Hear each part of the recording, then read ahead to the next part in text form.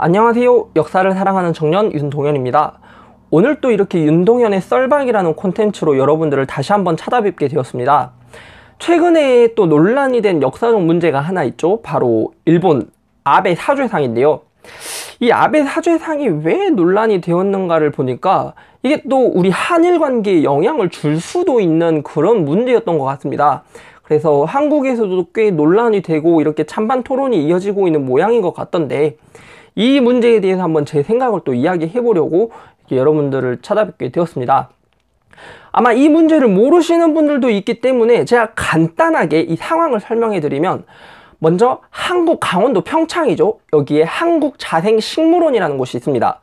이 식물원에 일본군 위안부 소녀상이 있는데, 이 소녀상 앞에 아베 사죄상이라는 걸 설치합니다. 이 아베 사죄상이 뭐냐면, 그 어떤 일본인이 이렇게 무릎을 꿇고 절을 하고 있는 모양의 이제 상입니다. 그래서 이 상을 설치하고 곧 이어서 이제 제막식을 펼칠 예정이라고 하더라고요.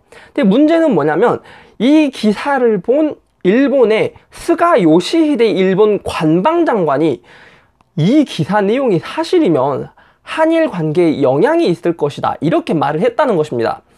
그래서 지금 이 기사를 보고도 우리나라 언론사에서도 또 크게 다뤄지고 있고, 그런 내용을 보고 한국 사람들도 많은 토론이라든지 이런 의견이 또 분분해 있는 상태인 것 같아요.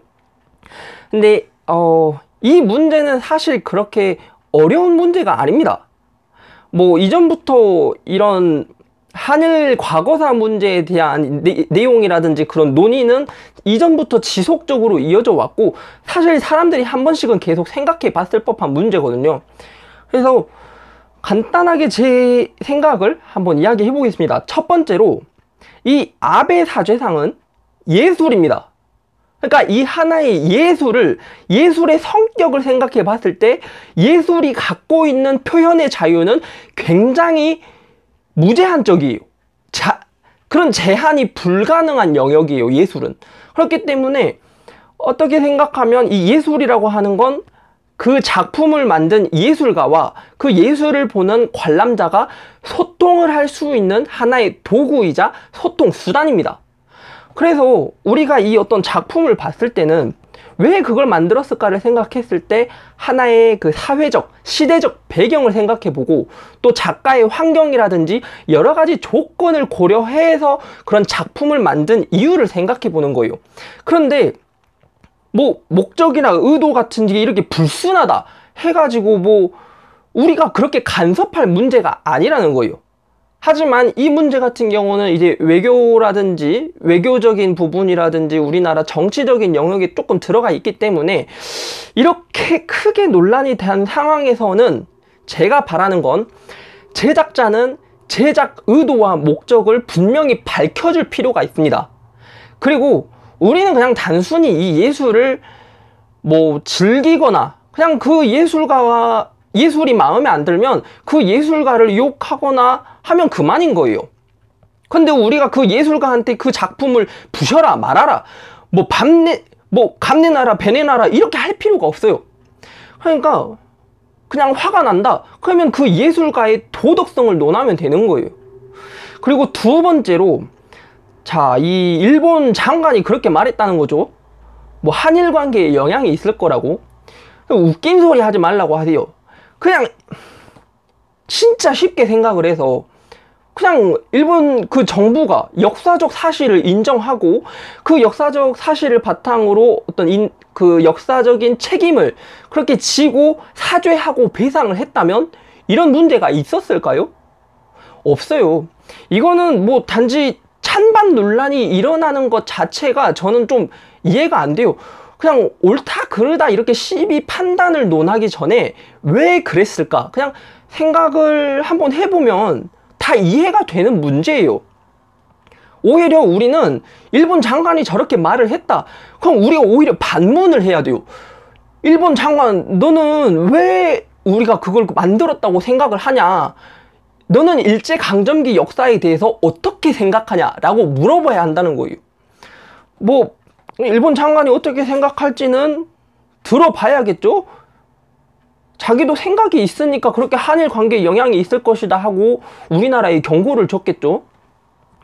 뭐 이런 어떤 내용을, 제가 이야기하는 내용을 들으면서 이런 말을 하는 사람도 있을 수 있어요. 뭐 반일에 대해서 작년에 또 2019년에 일본 상품 불매 운동이 일어났습니다.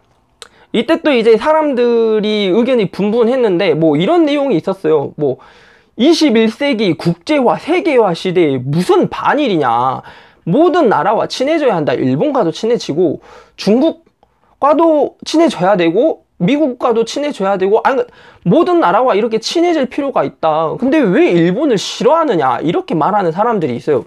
그런데 이건 분명히 하고 싶어요. 사람들이 일본을 싫어하는 이유는 일본이라서 싫어하는 게 아니에요. 그러니까 일본 사람들 중에 특정한 몇몇 사람들, 뭐 정치계에 포함되어 있거나 아니면 일본 사람들을 대표하는 사람들이 그런 역사적 사실을 없던 것처럼 말하고, 또 그런 것을 제대로 교육하지도 않고 그런 역사적 책임을 회피하는 태도가 문제인 거예요. 멀쩡히 그 당시 어떤 고통을 받고 고문을 받았던 사람들이 멀쩡히 살아고 있고 있는 이 상황에 아무도 책임을 지려고 하지 않아요. 그래서 저는 이 부분에 대해서 한마디 얘기하자면, 우리가 반일이라고 하는 것은 좀 감정적인 혐오에 가까운 느낌이다. 따라서 우리의 어떤 그런 이성적인 비판이 좀 더 논리적으로 받아들여지기 위해서는 일본을 이긴다라는 의미의 극일이라고 칭해줬으면 좋겠다라고 생각을 합니다. 뭐 이렇게 뭐 언어의 어떤 정의적으로 접근하면서 친일이 뭐 잘못된 말은 아니다 이런 식으로 말하는데, 그 친일이라는 단어도 우리나라의 어떤 상황적 배경 같은 걸 전체적으로 생각하고 말해야지, 야 친일은 그런 뜻이 아니야 이렇게 말하면 안 된다는 거예요. 또 이 문제에 대해서 이렇게 말하는 사람들이 있어요. 언제까지 물고 늘어질 것이냐, 그냥 과거는 잠시 놔두고 미래를 향해 나아가자 이렇게 말을 하는 사람들인데, 왜 과거를 기억하고 화해하고 나서 미래로 나아가면 안 되는 거예요? 그쵸? 아니 굳이 그 과거를 우리가 놔두고 넘어갈 필요는 없잖아요. 그거를 짚고 넘어가도 되는 거잖아요. 왜 안 짚고 넘어가는 거예요? 이게 문제라는 거예요. 그러니까 저는 일단 이렇게 말하는 사람들이 참 문제라고 생각해요.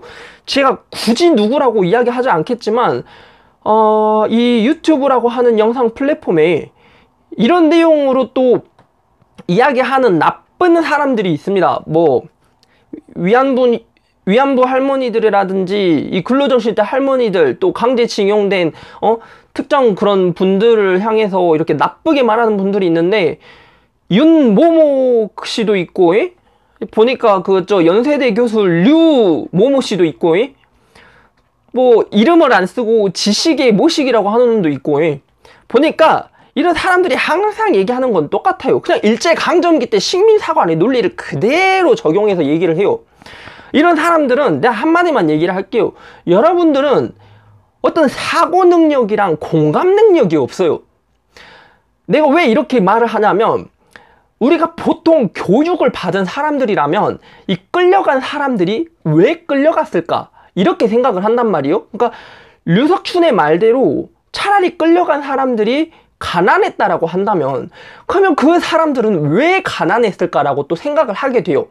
그러면 이 어떤 왜라고 하는 질문을 던지면서 그 당시의 시대적 배경, 일제강점기의 시대적 배경을 생각해 보고, 그 당시 우리나라 사람들, 조선인들이 이 일본 사람들에게 어떤 그런 나쁜 짓을 당했는지 그런 사실들을 하나하나씩 찾게 돼요. 그런데 이렇게 사고를 확장시키면서 역사적 사실을 확인해야 하는데 그냥 이걸 안 해요. 그냥 자기가 봤을 때 일본 사람 입장에서, 아니 쥐들이 싫으면 안 왔을 텐데 쥐들이 온 거 아니냐, 그걸 사람들이 선택했다라고 생각을 하는 거예요. 아니 니들이 그랬잖아요. 가난했다면서. 근데 왜 가난했는지는 안 궁금하고 왜 끌려갔는지 자기가 선택했다라고 생각을 하는 거예요. 이거는 그냥 사고 능력이 없는 거예요. 모르겠어. 교육이 좀 부족했나? 뭔가 이렇게 사고를 확장시킬 줄 아는 그런 능력이 없어요. 또 하나 이야기하면 이 공감 능력이 없어요. 이게 뭐냐면 자, 예를 들어서 위안부가 매춘부라고 말을 했어요. 그러면 그렇게 끌려갔던 사람들이 어떻게 느껴질지를 생각을 못하는 거예요. 그냥 지들 입장에서 봤을 땐 이게 사실이거든. 그러면 이 사실이라는 걸 그냥 나는 표현의 자유가 있으니까 나는 사실을 그냥 내가 갖고 있는 생각을 그대로 말할 자유가 있어. 그러니까 그냥 내뱉는 거예요. 상대방이 어떻게 생각하는지는 중요하지 않아요. 나는 이런 사람들이 이 상대방의 입장에서 생각하는 방법을 좀 알 필요가 있다고 생각을 합니다. 이런 사람들이 좀 더 존중 그리고 배려라고 하는 그런 관념에 대해서 좀 배웠으면 좋겠어요. 모르겠어요. 초등학교, 중학교 때 뭐 도덕이라든지 고등학교 때 윤리 이런 거 안 배우나? 내가 봤을 때 이런 거를 좀 의무 교육을 시켜야 돼요. 이런 사람들이 계속 나타나고 있다니까? 자, 그러면은 이런 사람들이 계속 나타나는 게 뭔 문제가 생기냐? 이런 사람들을 보면서 항상 생각하는 게 공동체 의식이에요. 이 공동체 의식이라고 하면 쉽게 말하면 자, 과거 독립운동가들이 있고 또 이 징집과 징용의 형태로 어떤 그렇게 강제 동원된 사람들이 있어요. 근데 이 사람들이 나와 같은 한 민족이고 또 이 조선에서 나타난 이 대한민국이라고 하는 나라, 이 같은 대한민국이라는 국가에 포함된 사람이라고 하는 인식이 없는 거예요. 그러니까 그 사람들이 내 가족이고 내 이웃이라는 생각이 없는 거예요. 자, 그럼 이런 인식이 없으면 상대방의 입장에서 생각할 줄 몰라요. 그냥 내 생각이 맞고 내 생각을 표현하는 것 자체가 중요한 거예요. 이렇게 나만 생각하는 사람들이 생겨날수록 또 무슨 문제가 생기냐? 자, 최근에 그런 문제가 있었죠. 그 구급차 막은 택시기사, 이 이야기 하지 않을 수가 없습니다.